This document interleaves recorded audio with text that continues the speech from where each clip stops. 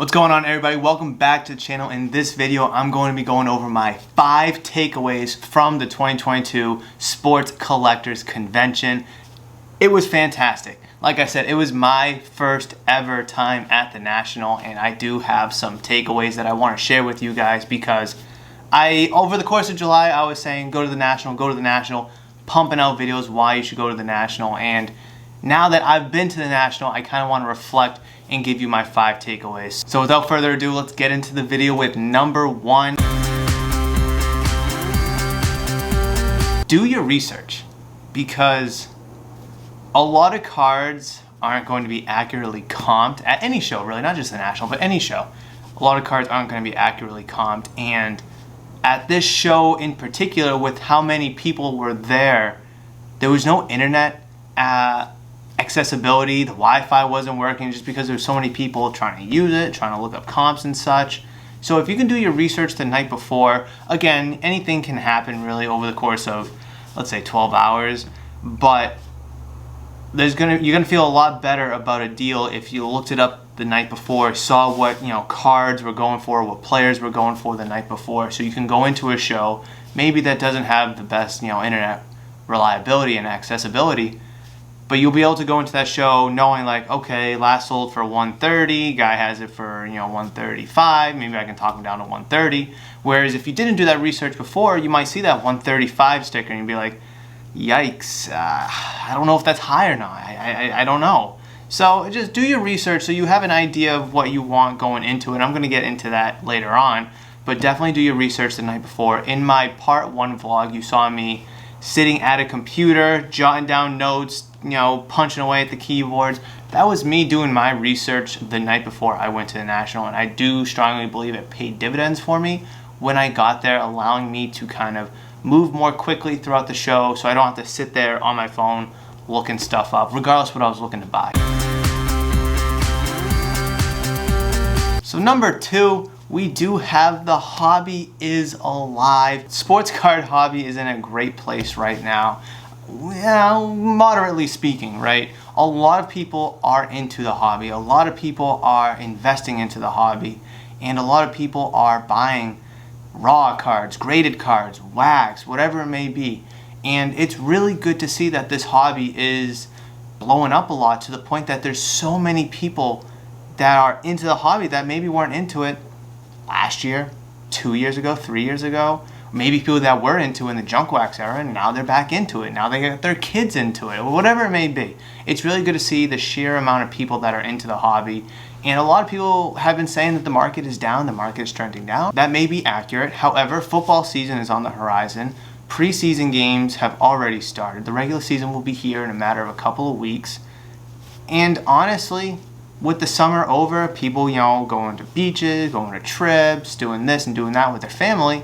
Now that the summer months will be coming to an end soon, people will be putting their money back into sports cards because they're not going to be taking those vacations. They're not going to be going to the beach. They're not going to be getting ice cream, etc., etc. So they're going to have more money to put into the hobby. And I think come the fall months, and then once you get into the winter, we're going to see that market, spike back up, because by then we're going to have football fully underway.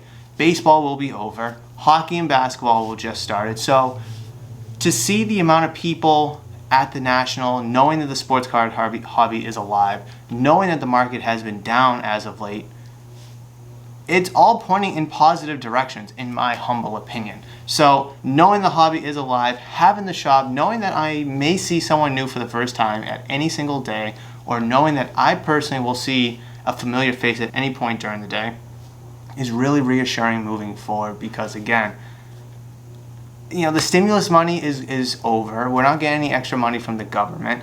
COVID, hopefully, knock on wood, seems like a thing of the past. So it seems like society is trending in a more normalized direction. However, we saw the sports card hobby spike and boom at the beginning of COVID, but we're still seeing the sports card hobby thrive post-COVID. So that's a really big takeaway for me. Number 3, don't make a deal just to make a deal. Don't make a deal if you're rushed or you don't feel comfortable about it. And quite frankly, I made sure I focused on this when I was at the show, and I would like to think that other people did too. Because when you're at a show, you see a deal, and you like the card, you love the card, but you don't want to overpay for it, but you like it so much. And again, collect what you like, but don't make a deal just to make a deal. And I think that some people did do that while they were there. Now listen, you guys make your own deals, but from my perspective, I wanted to go in and get 100 graded cards. Mostly sports, but I also wanted to get Pokemon, and I walked away with a fraction of that.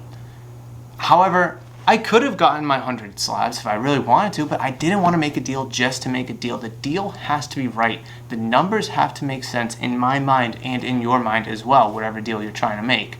And countless times I had to walk away, countless times I had to say no, and that's okay. Just because you're at a sports card show doesn't mean you have to make a move.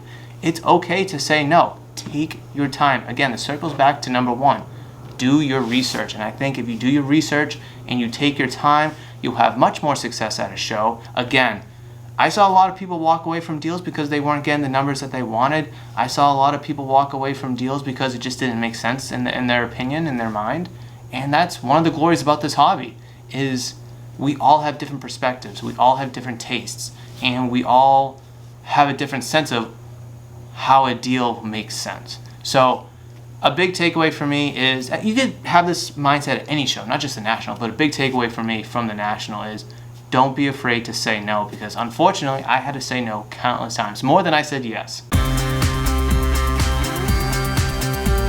Number 4, know what you want at a show before going. This kind of circles back to number 1.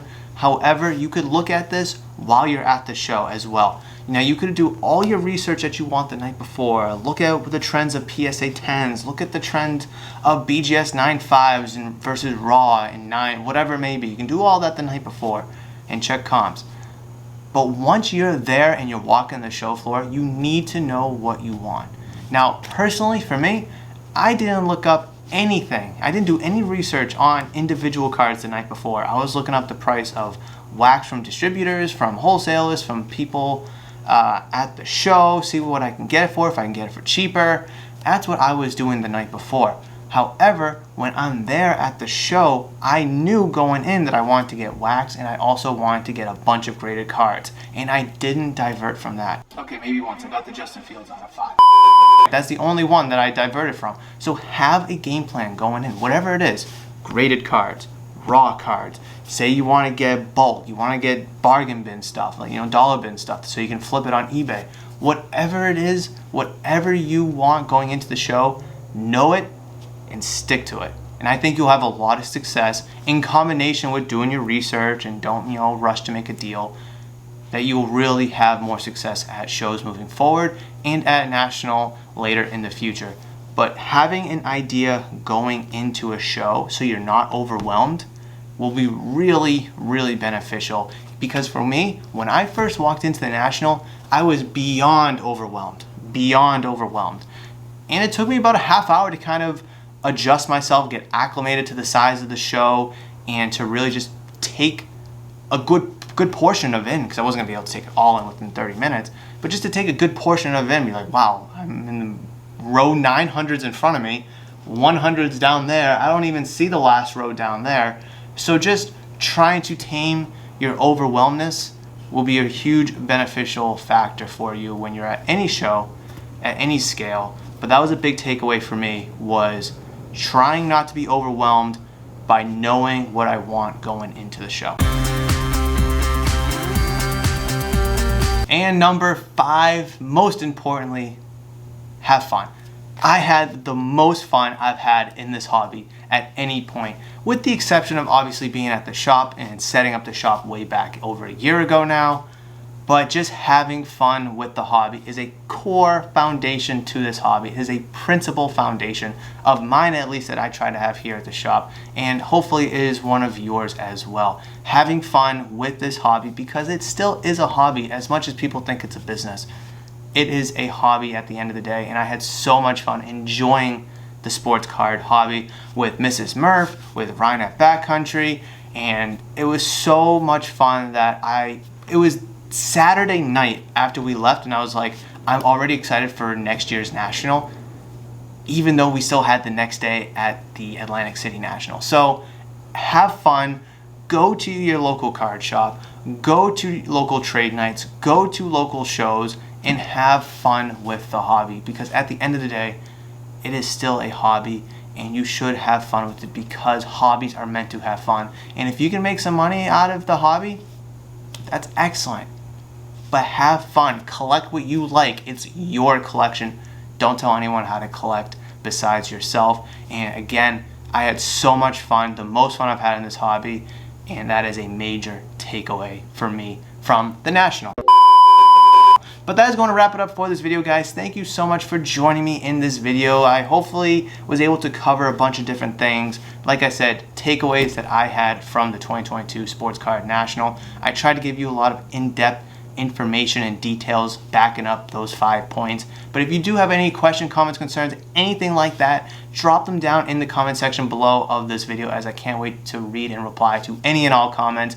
Please make sure you smash the thumbs up button if you did enjoy this video, as I greatly appreciate the love and support. But could you also please consider that giant red subscribe button if you haven't done so already, because I'm on my way to 400 subscribers and I'm oh so close and I can't wait to get there. But that will wrap it up for this video, guys. If you did enjoy this video, then I know you're going to enjoy this video right here, as I've already queued up an excellent one for your sports card endeavors. Hopefully, I'll see you there.